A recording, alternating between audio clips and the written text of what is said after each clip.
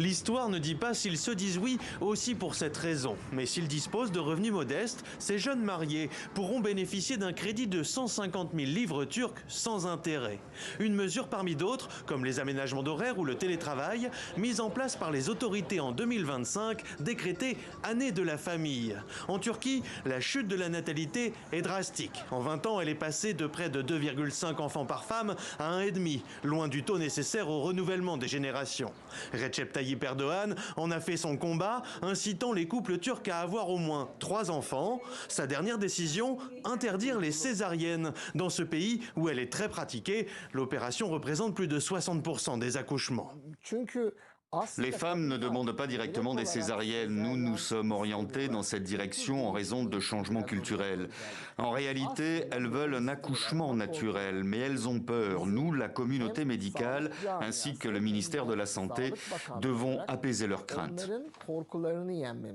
Des craintes, peut-être pas seulement physiologiques. L'inflation, la baisse du pouvoir d'achat, la pauvreté, l'absence de perspective, mais aussi le contexte politique marqué par le conservatisme du parti au pouvoir, ne sont pas de nature à inciter les jeunes couples, en particulier les femmes, à procréer.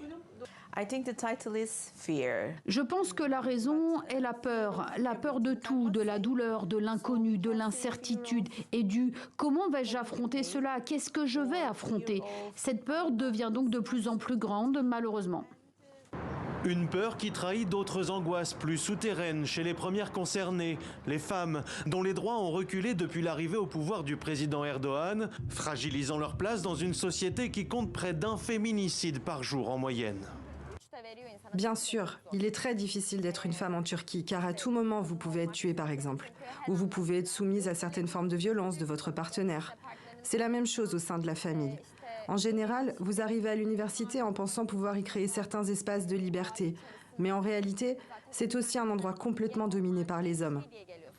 Pour l'opposition, l'interdiction des césariennes est aussi un moyen pour le pouvoir conservateur de contrôler le corps et l'activité des femmes. Et d'après les spécialistes, la mesure devrait avant tout handicaper ces rares familles et les mères parmi les plus pauvres qui pratiquent cette opération coûteuse pour raisons médicales. Sans dossier solide et une assurance privée, elle devrait subir un renforcement des inégalités vis-à-vis de la maternité.